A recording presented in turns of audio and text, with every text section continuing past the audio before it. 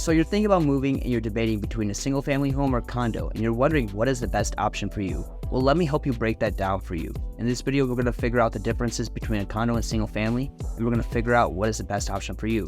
My name is Shah. I'm a real estate agent from the Metro Detroit area at Real Brokerage. I help out many first-time homebuyers and investors get into their properties. Now, let's break down the first differences between single family and condo. One of the main differences is responsibility and maintenance for a property. With a single family home, you're going to be left responsible for everything in that property, but you also have control of that property. What I mean is that in a single family home, you have full control of your front yard, backyard, but you're also responsible for anything that happens in that property. If there's a structural issue, if there's a roof problem, you're responsible for that property. But single family home, you will get a lot more privacy and you will have a lot more control of your property. What I mean is that in a single family home, you're not really having a shared space, or you have your own yard and backyard. So you're not really super close to a lot of people. But you also have the responsibilities for a single family home that you won't have in a condo. If something happens to the roof, if something happens to the front yard, the windows, anything breaks, you're responsible in a single family home. You have to fix it up. It's your property fully. So single family homes are really good for people who are okay with maintenance, if they want to take the responsibility themselves and they don't want to have to pay monthly fees, because a single family neighborhood, you won't have to pay an HOA. Now, some neighborhoods, they do have an HOA, but they tend to be way less in cost compared to a condo.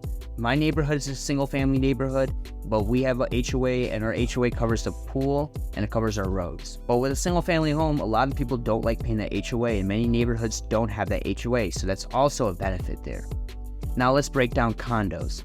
With a condo, you don't have as much maintenance and a lot of the responsibilities are not on you. Heck, even a condo HOA will cover the water bills too for that property. If you don't want to deal with roof leaks, if you don't want to deal with shared building structural issues, then a condo could be a good option for you, because a condominium, they will cover that for you. If it's something individually in your own property, like a broken wall, or like you need to fix the doors or something like that, that's of course going to be on you regardless of single family or condo. But many shared things are like front yard, roof, plumbing for the whole building, that's not going to be on you. So there's a lot of things you don't have to worry about. Many things on the outside of your condominium too is going to be covered by the HOA. If you don't want to mow the lawn, if you don't want to shovel the snow, you don't have to worry about that with the condominium. They will cover that for you. Well, as a single family home, you have to shovel your own driveway. Now, you can always hire people for a single family home and do that for you, and it could cost amount same as an HOA, but you're still left figuring out who you're going to hire or if you're going to do it yourself. Now, the biggest negatives of a condo is the restrictions that their HOA has on you and the privacy. Many condominium associations might have restrictions on how many rentals there are in the complex, what kind of renovations you could do to your property. They might even have rules of what kind of windows you can have on your property also. So there's a lot more restrictions with the condominium, and you don't really fully own the property when you own a condo. So that's one of the things that you have to understand with the condominium.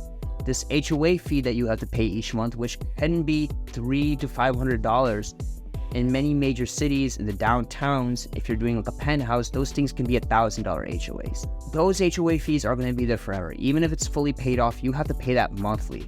And a lot of people, they don't like to deal with that stuff. And they don't like to be told what kind of things they can do on their property, if they can rent it out or not. So there's that biggest thing that people don't like with the condo, is that HOA, and they don't like that control they have. Now let's talk about the financial considerations for owning a condo versus single family. With the condo, you don't have as much maintenance, but you do have an HOA fee you have to deal with each month. The HOA will handle a lot of those responsibilities for you, but you're also having to pay that out each month. With a single family home, you really don't have those HOA fees there like that with a condo, but you have to deal with everything on the property. If there's anything that breaks in the property, and if it's a severe issue, that's on you. With a condo, if it's a shared issue, that's not on you. That could be on the association.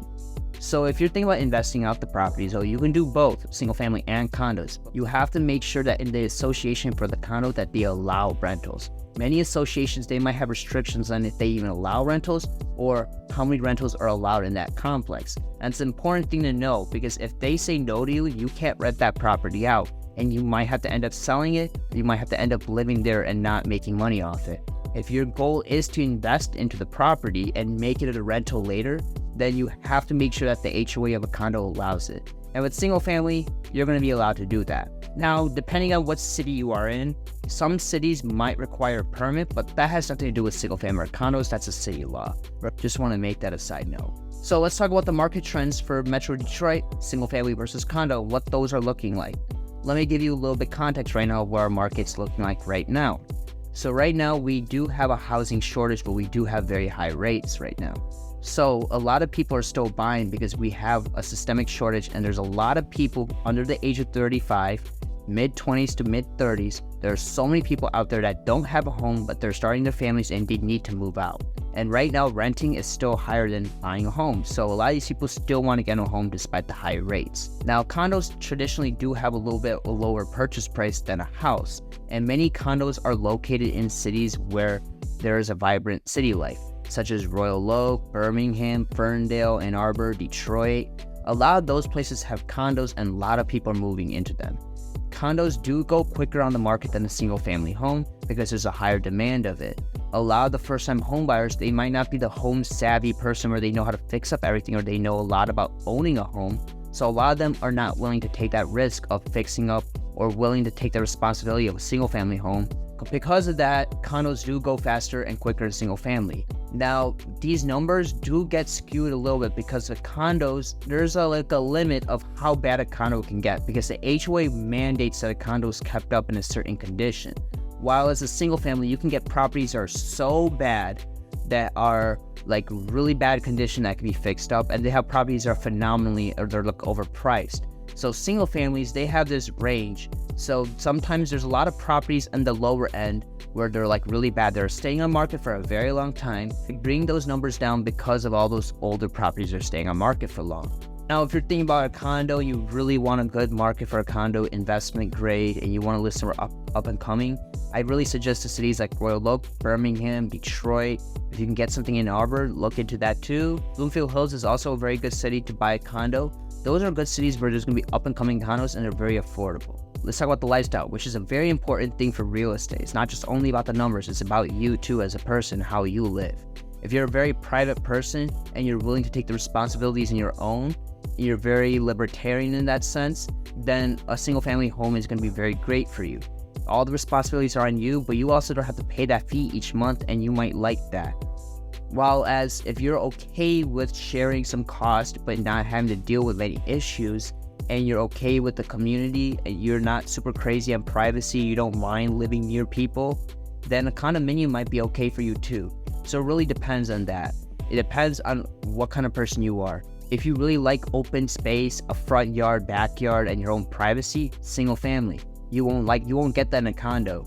If you don't want to have to do like the house maintenance work, like mowing the lawns, shoveling the snow and all that, then a condo is going to be good for you because you don't have to deal with that. So it really depends on what kind of person you are and what is where you are in life right now. Let's talk about investment strategies for single families versus condos. You will see fix and flips on both, but you won't see it as much on condos. And the reason is because you won't see condos go in such bad condition where there is a space for such a crazy renovation that will make sense for a fix and flip. You'll find a lot more of those deals in the single family market because single families, they can be in such bad condition and you can bring that up to market value, which will make you the money. It can be done on both, but it's going to be much more common on single family. Now with rentals, if you're going to be doing rentals, just make sure the condominium allows rentals in the property or they allow short-term rentals. Just make sure they allow that and you'll be good. Condos can rent out pretty well, especially if it's in a good location. And depending on for short-term rentals, if you're in a city area, I've seen a lot of condominiums go good with Airbnb.